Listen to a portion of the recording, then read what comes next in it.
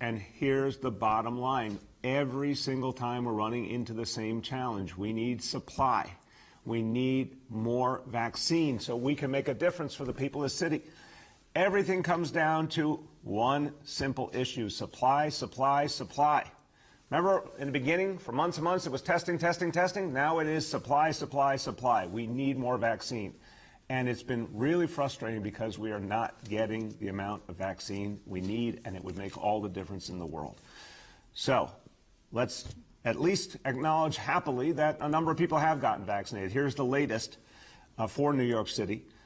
As of today, 1,365,956 doses of vaccine have been given. That is, for comparison, more than the total population of Dallas, Texas, the ninth largest city in the United States of America, and a place that's got a lot more snow than we do right now. So the fact is that the vaccine effort keeps growing all the time, but the supply is not growing the way we need it to.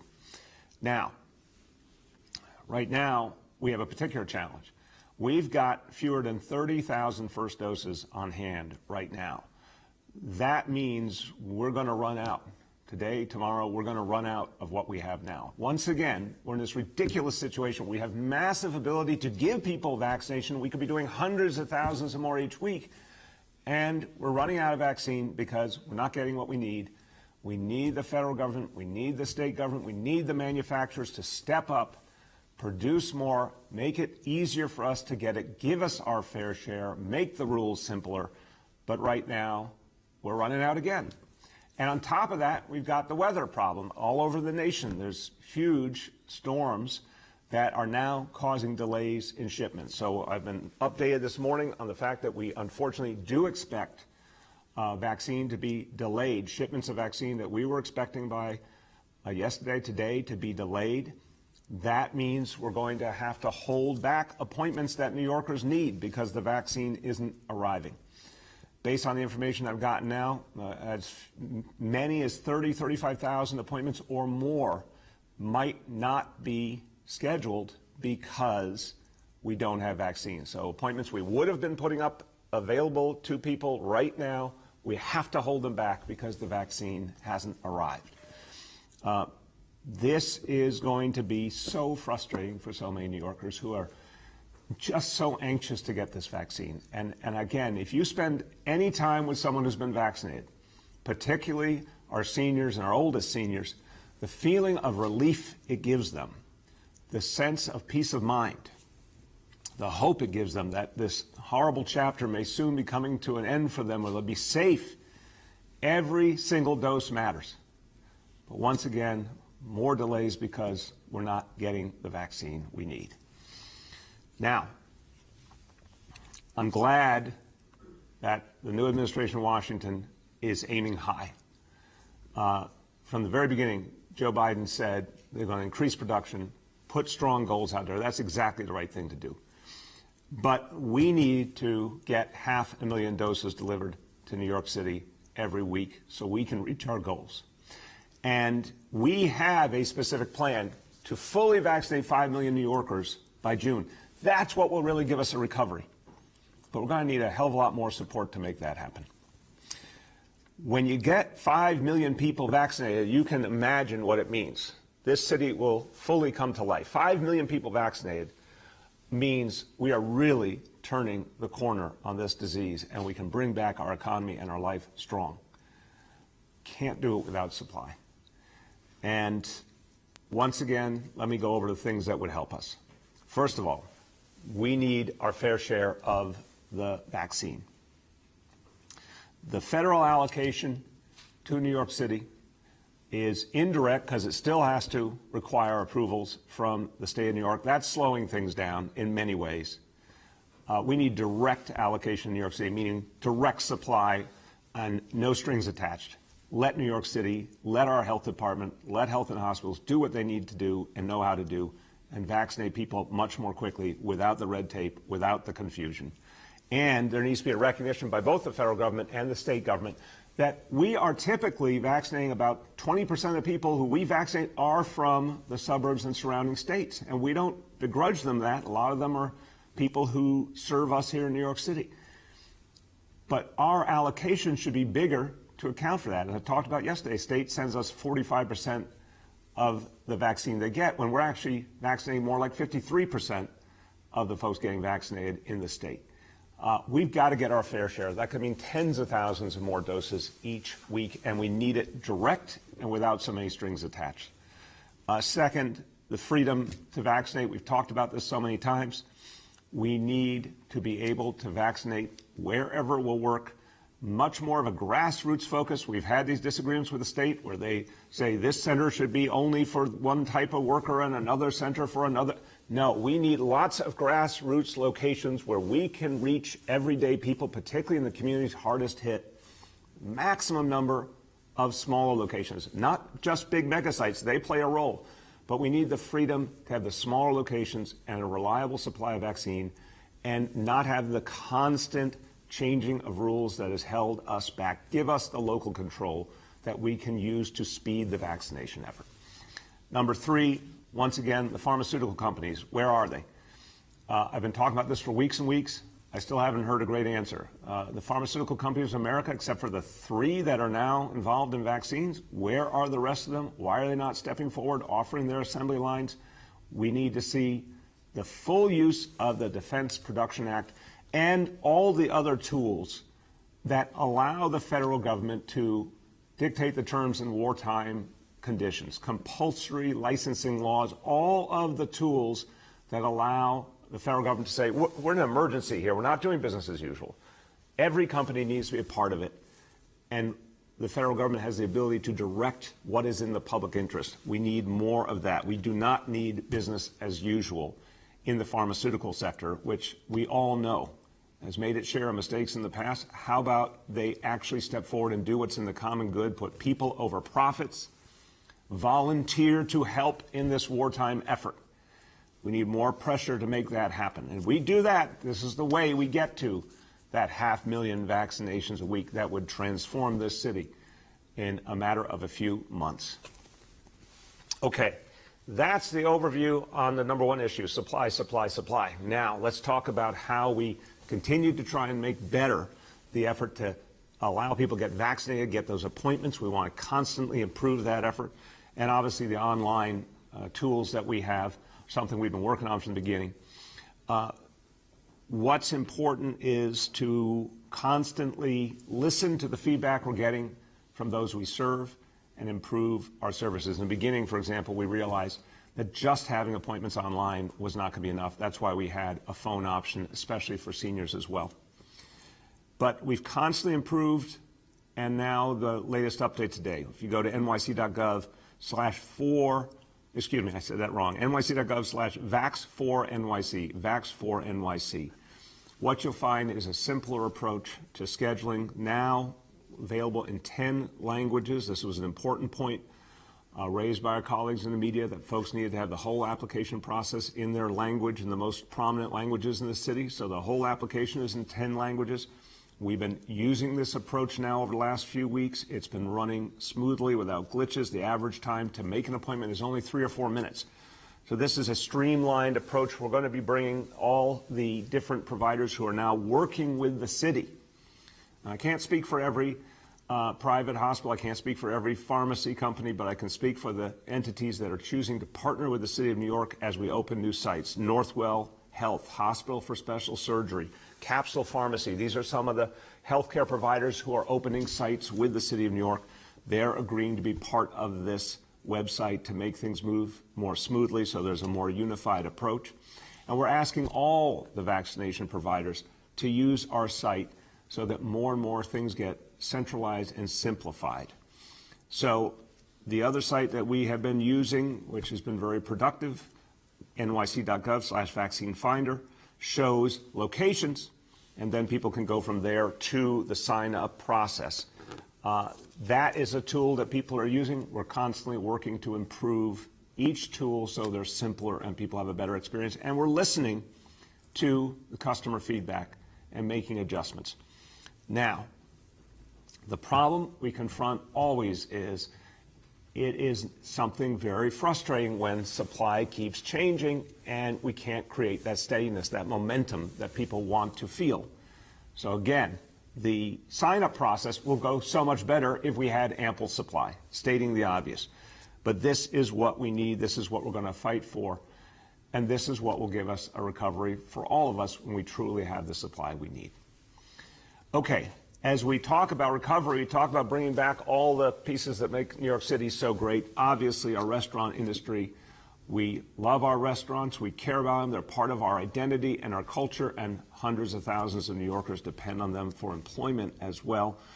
We've been doing a lot of things this last year to help the restaurant industry. We also want to make sure we are keeping everyone safe. The customers, the folks who work in restaurants, number one job as we fight our way out of this pandemic, keep everyone safe. So with indoor dining back at 25% capacity, we want to focus on the right way to go about indoor dining, the right way as someone who's going to enjoy indoor dining with your family, with your friends, how to do it safely, but also the right way to protect the people who work there, protect the folks who have kept fighting through, kept those restaurants going. We owe it to them to make sure we watch out for their health and safety too. Here to talk more about the rules for the road, if you will, for indoor dining, my senior advisor, Dr. Jay Varma. Great. Thank you very much, Mr. Mayor. We know that the best defense against COVID is a vaccine in your arm. But while our supplies remain limited, we know that the next best defense is to be armed with information you can use to reduce your risk of getting COVID. And so that's why we talk every day about the importance of masks, about maintaining physical distance, hand hygiene, and getting tested frequently. As public health officials, we know how important restaurants are to New York City. They're a source of joy, of culture, of income for so many of us. They're one of the features that make this city really so special. Now that the state has opened up indoor dining, we want to make sure New Yorkers are armed with information. If you choose to eat at a restaurant indoors, we encourage you to follow the tips that you see here, our tips for safe indoor dining. And as the mayor has said, this is important not just for your own health and safety, but for the health and safety of all of the New Yorkers who work at our restaurants. So let's go through some of those tips. Before you go out, keep the size of your group small. Consider limiting it to only people in your family or in a pod or a bubble if you have one. Confirm that everyone in your group has no COVID-like symptoms and no one's been exposed. No one's a close contact of somebody with COVID. Encourage everyone in your group to get tested. You can go to our city website and find sites all over the city that are free, accessible, and fast to get tested, including rapid point-of-care tests you can get for that same day. When you're at the restaurant, make sure it's observing city and state rules for how to make sure dining is safe. Those include making sure it's not too crowded indoors. Remember, capacity is restricted to 25%. Make sure you see employees wearing their face mask consistently and correctly. Make sure the tables are spaced apart. They need to be at least 6 feet apart from each other. And make sure there are no self-serve buffets being used. Wear your face cover, except when you're actively eating or drinking. And make sure to put it on when your server comes to your table. Wash your hands before you eat and after you use the bathroom. Those are good rules not just for COVID, but for all times. And maintain distance as much as you can from other patrons. Stay at your table as much as you can. And after you dine, keep it a record of where you went, when you went, and where you went, who you went with. If you end up getting COVID, you want to have that information ready to give to your contact tracer. And then make sure you're getting tested frequently. We recommend people get tested as often as once a month. And as we mentioned, there are plenty of sites around the city where you can make that happen.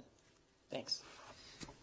Thank you very much, Jay. Appreciate all that clarity, and it's really important.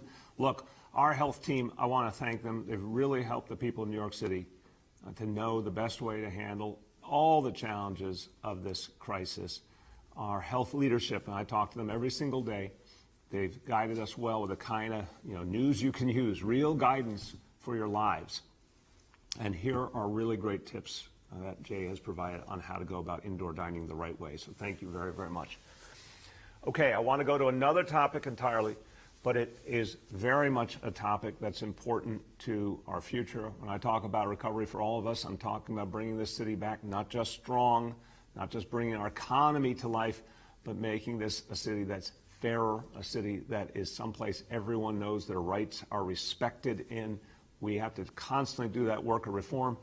And when it comes to a crucial issue, the bond between police and community, the partnership we need to keep building between police and community, that is always based on trust and accountability and transparency. And one of the areas for years I've fought for, my police commissioners have fought for, is the end of the law in Albany called the 50A law that stopped us from being able to be transparent about police disciplinary proceedings and outcomes. That law was finally changed last year, but then some of the police unions went to court and suspended the ability of the city government to release those police disciplinary records. Well, good news. Yesterday, the Second Circuit Court of Appeals, the Second Circuit Court of Appeals affirmed the new law passed in Albany that allows for the release of police disciplinary records. This is a very, very important ruling. This finally allows us, after years of trying to get this changed, to move forward. My goal is to start releasing data quickly. We still need further guidance from the court, but I'd like to see us as early as next week to begin to release data, so long as it conforms with the specifics of the court's ruling. But this is a watershed moment. I guarantee you, as this data is released, it will have the effect of giving people more faith in the transparency of the process for police discipline, sense that everyone's being treated with the same rules, and it fits really powerfully with the discipline matrix we've talked about in recent weeks, the new approach to police discipline that absolutely revolutionizes and clarifies how police discipline will work going forward, and the memorandum of understanding between the Civilian Complaint Review Board and the NYPD that codifies that and locks that in as the approach we will take going forward. This court ruling really synergizes perfectly with the actions we've taken with the discipline matrix. And again, looking forward to releasing that data in a matter of days, hopefully, so long as the court will give us the final details on how we're allowed to do that. Now, another challenge and an immediate challenge, and we've seen what's happening all over the country with the winter storms. It's been unbelievable how hard hit many parts of the country have been. We're going to get our effect from these winter storms too, although it looks like we're going to do a lot better than many other places, thank God. But here's the latest. Starting tomorrow morning, and the latest we have from the National Weather Service is between 5 a.m. and 8 a.m. tomorrow morning, we'll see some snow beginning. Looks like it'll go through the day, Thursday into Friday, ending somewhere between 10 a.m. and noon on Friday. Now, right now, over that pretty long period of time, the total accumulation is not too bad. It's between 6 and 7 inches. But I'm going to say what I've said many times, and I've learned from painful experience. These things change. So we're going to constantly update New Yorkers. 6 to 7 inches over 24 hours or more, that's not so bad. However, that can change. It could become a lot more. It can become a lot quicker. The timing can change. So we're going to constantly update you. What I can say is expect tomorrow to be difficult. So I'm going to say what I always say when we're expecting snow. Stay off the roads if you can. It's not going to be so easy driving out there tomorrow. It's going to hit potentially ahead of the morning rush hour. So the ideal is if you don't need to drive tomorrow, don't drive.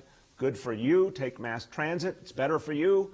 Stay home if you can, but also better for clearing the roadways so sanitation department can do the job that they are so good at, and they have been outstanding in these last few storms we've had. I always say thank you to the men and women of the sanitation department. I'm asking you to say thank you to them as well. They've got a big job to do tomorrow and Friday. Let's help them by staying off the roads. Okay, let's go to our daily indicators now. Number one, daily number of people admitted to New York City hospitals for suspected COVID-19. Today's report, 255 patients. Confirmed positivity, 66.42%. And hospitalization rate 4.62 per 100,000. Number two, new reported cases on a 7-day average. Today's report, 3,321 cases. Number three, percentage of people testing positive citywide for COVID-19. Today's report on a 7-day rolling average, 7.04%. Okay, I'm going to say a few words in Spanish. I'm going back to the main topic, vaccines, supply. Ahora es más fácil hacer una cita para la vacuna en su idioma, en el sitio web del Departamento de Salud.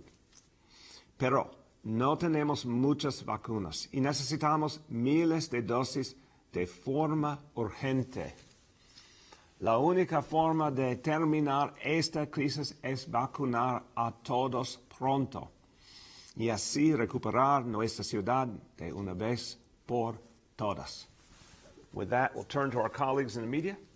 Please let me know the name and outlet of each journalist. In our Q&A with us today is Senior Advisor Dr. Jay Varma, OEM Commissioner Deanne Criswell, Sanitation Commissioner Edward Grayson, DeWitt Commissioner Jesse Tisch, CEO of Health and Hospitals Dr. Mitchell Katz, and First Deputy Commissioner Dr. Torian Easterling. With that, we'll go to Juan Manuel from New York One. Good morning, Mr. Mayor. How are you? Good, Juan Manuel. How are you? Very good, thank you. Talking about the disciplinary records for NYPD, how many records do you think there are, and involving how many officers in the NYPD, and how is going to be the process of releasing those documents, those records? We'll get you the details. Look, it obviously is an extensive effort going back over decades, because we're talking about everyone who currently is serving. That effort's been, we were preparing to do this after the 50A law was originally passed, and then the court action stopped us. So the work to get ready to do the release has already begun. I'll get you the details, but I know a lot of it can start quickly, and we want it to be done quickly. Go ahead. And related to education, Mr. Mayor, yesterday the State Education Department issued new guidance saying school districts cannot require students to consent to COVID testing in order to attend class in person. That's been New York City's policy for weeks. Those without permission slips have been moved to remote learning. Does the new state guidance apply to New York City? And will the city now allow those students to attend in person? Thank you, Juan Manuel. Really important question. Look, first of all, we set the gold standard for health and safety. We literally took the best approaches from around the world. They have worked. It's incredible how safe our New York City public schools are. It's incredible how low the rate of COVID is. That's working. The famous New York phrase, if it ain't broke, don't fix it. We have the right approach now. So when that initial information came out from the State Department of Education, we were surprised. And there's been a good dialogue since then. I'm confident that we'll be able to continue our current practice. It has been working. It's the right way to do things. So I want to stick to the rules that we have now, and I feel good about the fact that we'll be able to do that. Next is Christina from Jockbeat. Hi, Mayor. Thanks for taking my question. I wanted to follow up on the testing and consent issue. You've said, and the Education Department has said, that the city is working to modify the state guidance. So can you just expand on what that would actually look like? Is New York City looking for an exemption? Was this guidance put out too soon? Like what exactly is the city seeking from the state? Christina, we've been working closely on so many issues with the State Department of Education. It's been a very, very good working relationship. We were surprised by this, especially because we have a very successful approach here that's made such a good impact and has been recognized all over the country as a success. So we've been in dialogue with them since yesterday and saying, look, we have something that works. We need to keep doing it. I think that's being heard, and we're working out the right approach. But I believe what will happen is we'll be able to keep doing exactly what we're doing now with the consent forms, because, again, it's been working. It's been keeping kids safe. It's been keeping families safe, educators, staff. This is working. We want to stick with it, and I think we'll get to that point with the State Education Department.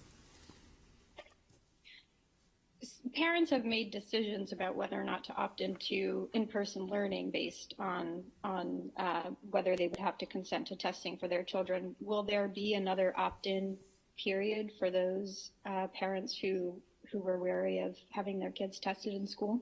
Again, I'm going to answer that in two ways. I believe we'll work things through with the State Department of Education, so we will continue our current practice.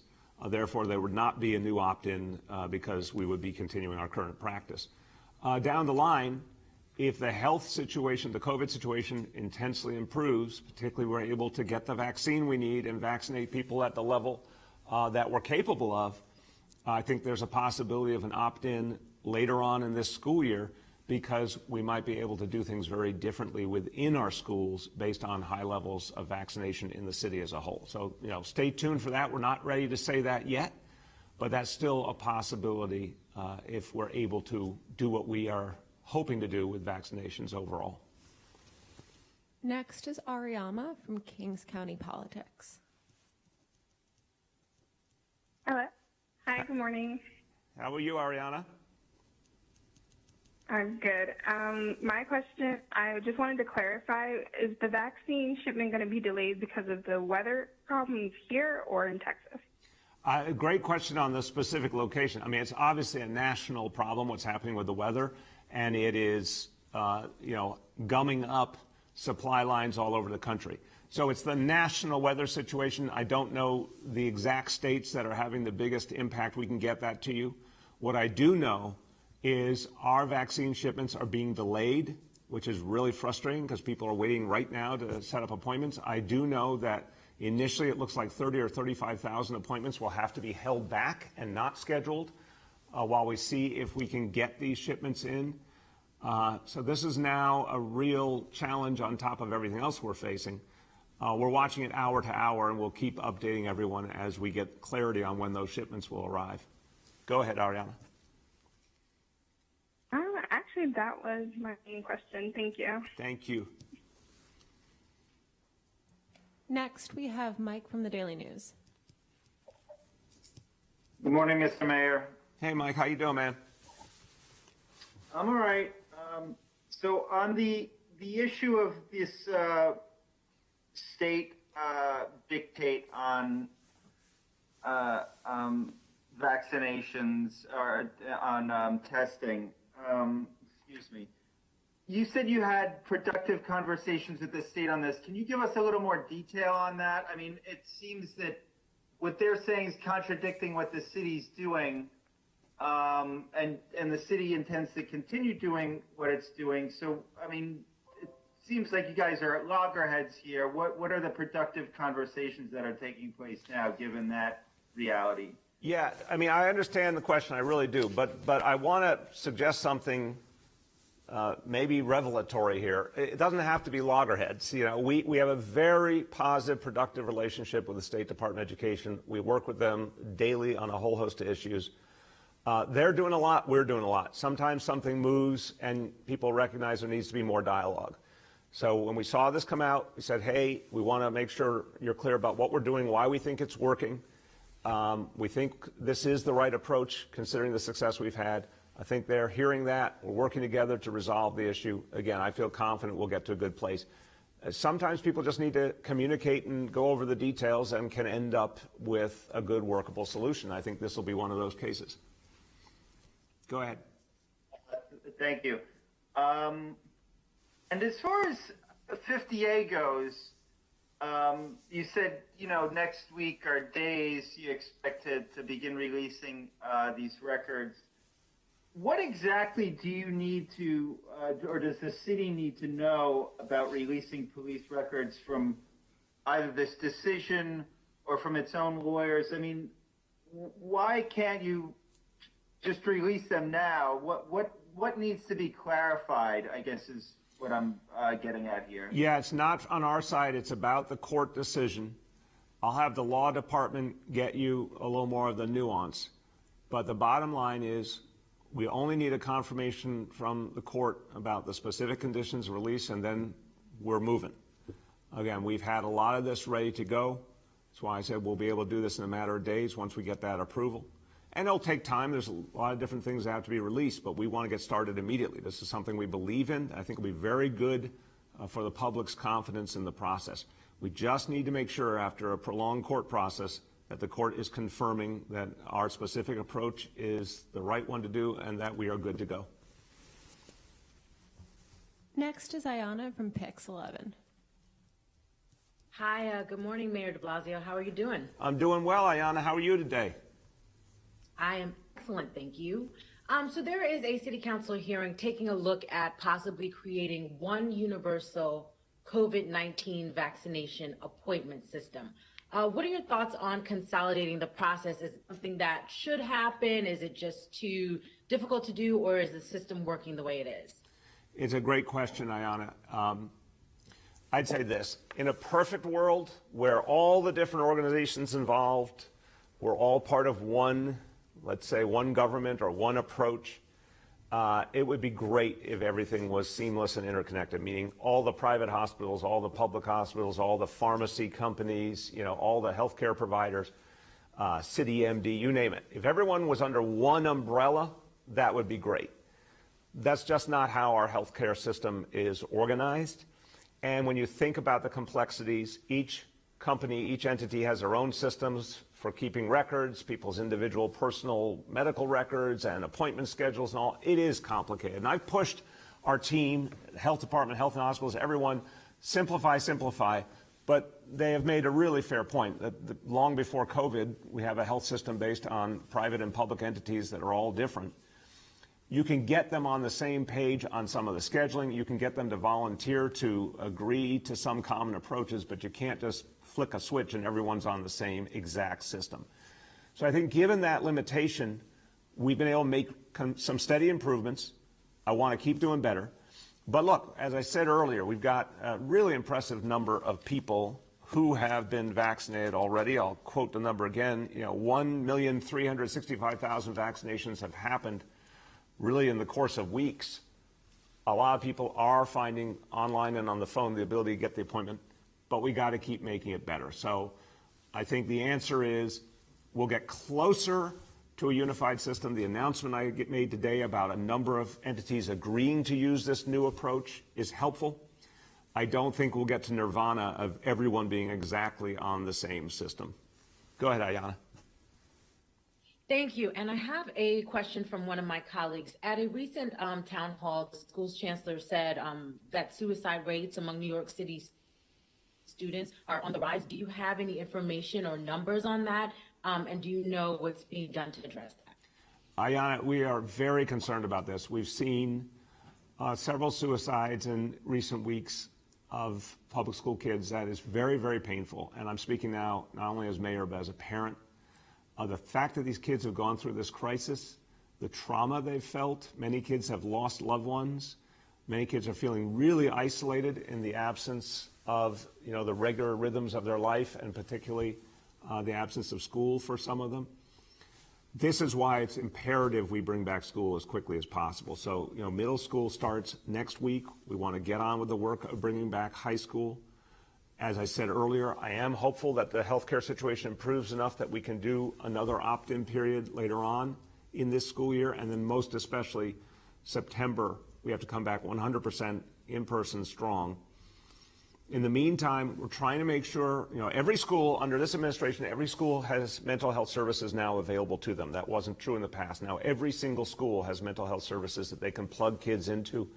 We're trying to make sure that guidance counselors, social workers, principals, everyone's thinking about if there's a child with a mental health need, that we're speeding those services and supports to them right now. But it's not easy when kids aren't in person. And that's what's causing so much of the problem here, and it's painful. But we really are trying to help every child, but the best thing we can do is just get more and more kids back into school as quickly as possible. Next is Matt from Patch. Hey, good morning, Mr. Mayor. How you doing? Good, Matt. How you doing today? Not bad, not bad. Hey, I want to circle back to the COVID vaccination data that you released yesterday that goes by zip code. I think it's fair to say that it showed some pretty significant disparities in how the vaccine is being distributed, but it doesn't tell, it's still incomplete. What I'm talking about is it doesn't include demographic information such as race or age. Why doesn't it? So let me start, and then I'll turn to Dr. Easterling, who's been intimately involved in the efforts to create an equity framework and also put together data that really shows us what's going on. When we put out the broad data a couple weeks back for the city, we acknowledge that we're having a central problem of a lot of people are not indicating a race or ethnicity, and a lot of providers are not doing all they could do to ask race and ethnicity, and we are working hard to improve that. So one part of the problem here is there's a lot of folks who have been vaccinated we don't have accurate data for to begin with. The second is just constantly trying to get more and more refined data, make sure it's accurate, get it out publicly. We just wanted to make sure we constantly take new steps forward. So showing the zip code data was something we wanted to do, and then we can keep refining it from there. So Dr. Easterling, in terms of both getting more and more accurate information on race and ethnicity and juxtaposing it with zip code data, what can you tell us about the next steps? You're absolutely right, Mr. Mayor. I think, we've been working really hard to make sure that we put out as much information. Being transparent is part of our equity approach, which has been front and center from the very beginning. I'll just say, one, we do have race ethnicity data, which is aggregate citywide, and that does tell us an important story. And so I think it's really important to know that, yes, the data shows the gaps, but it also shows how it informs our COVID response. When we look at the neighborhood level, I think we also have to be mindful that there are limitations, because when we drill down to the neighborhood level, numbers could be small. And so due to those limitations, we also want to be mindful of how we're presenting very small numbers at the zip code level. And so that's really how we're thinking about the data that we present. Thank you. Go ahead, Matt. Okay, shifting gears, I have a question from a colleague of mine. He recently wrote a story about sections of Carl Schurz Park, basically in your backyard around Gracie Mansion. They remain blocked by NYPD barricades, and neighbors have been annoyed by this. The protests are over. Are you aware of these complaints, and do you think that the barricades should be lifted?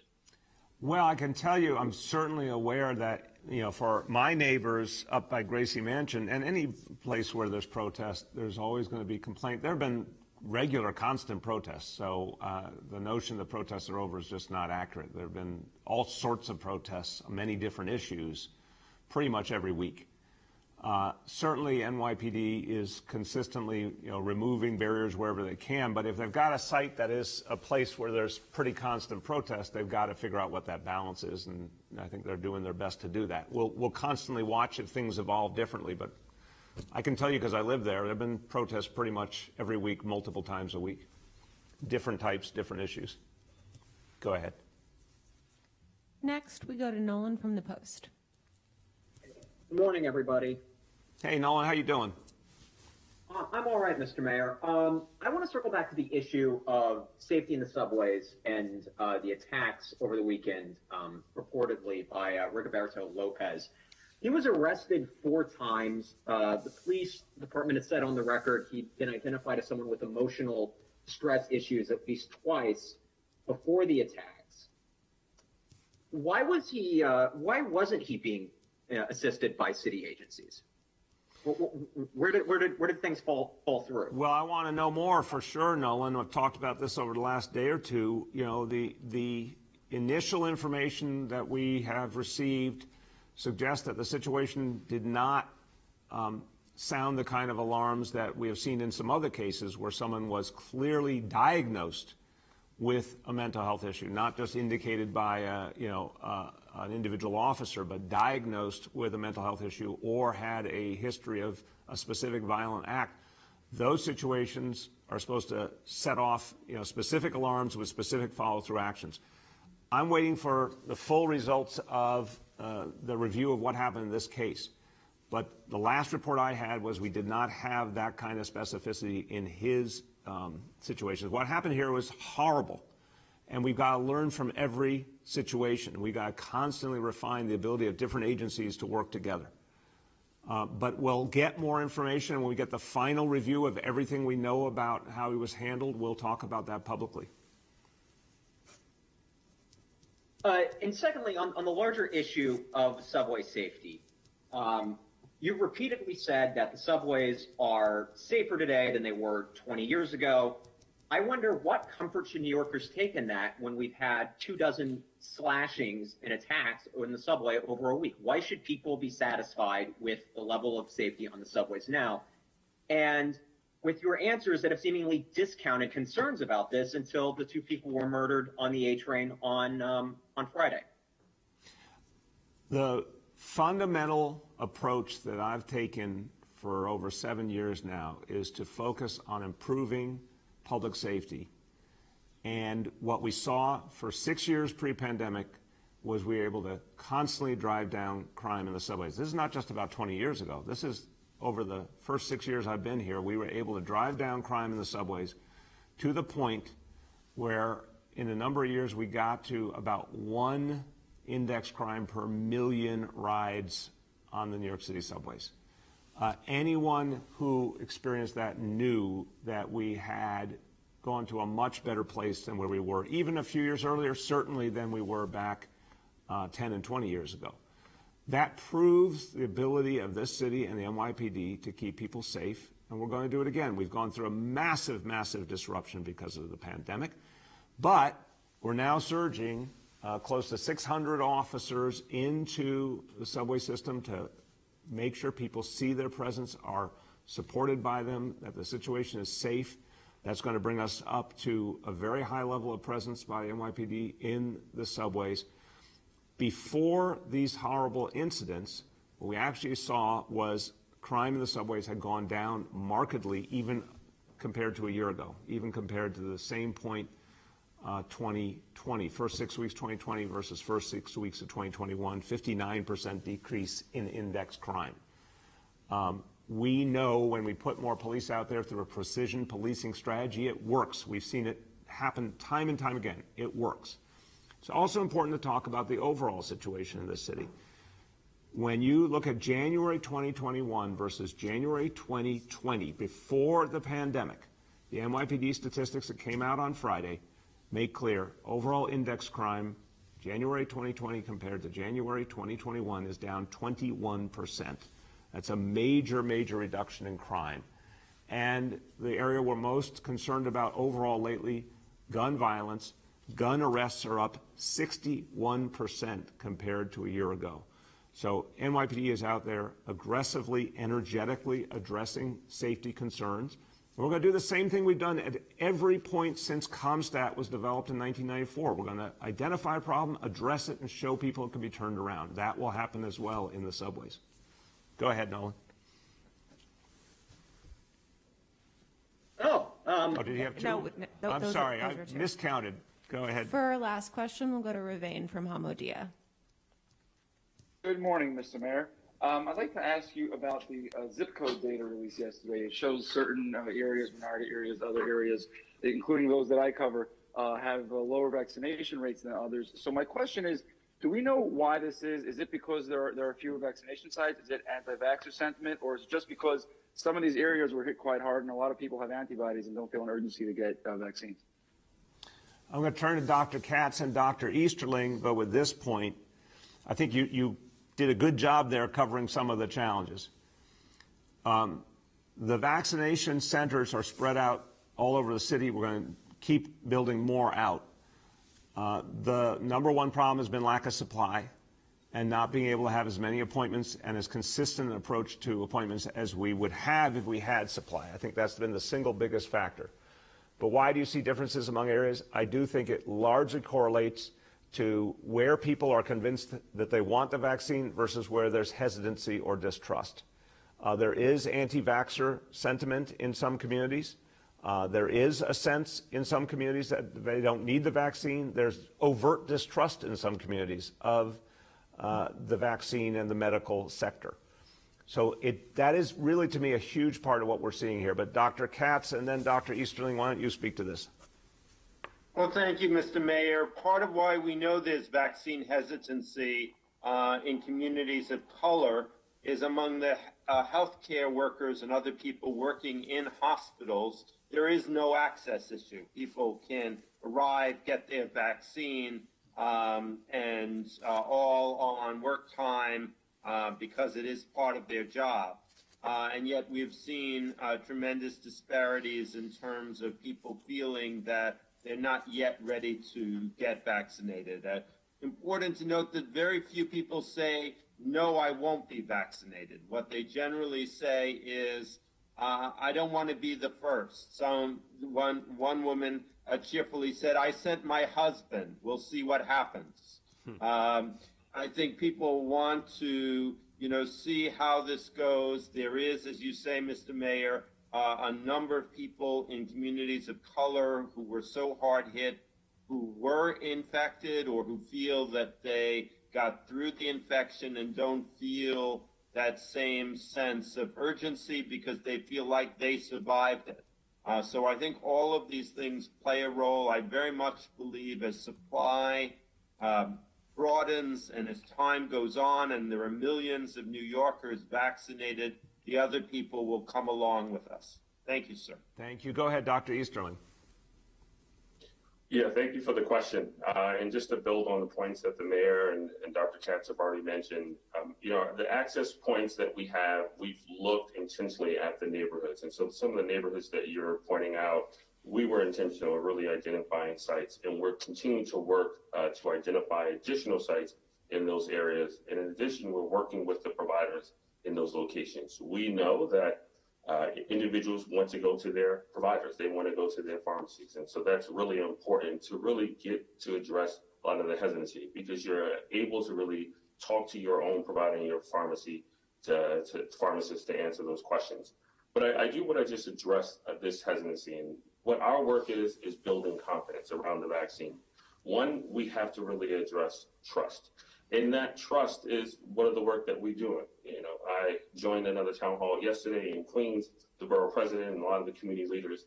The number one question that I received is, will this vaccine harm me? I had to continually respond to community residents and affirm that this vaccine is safe and it is effective.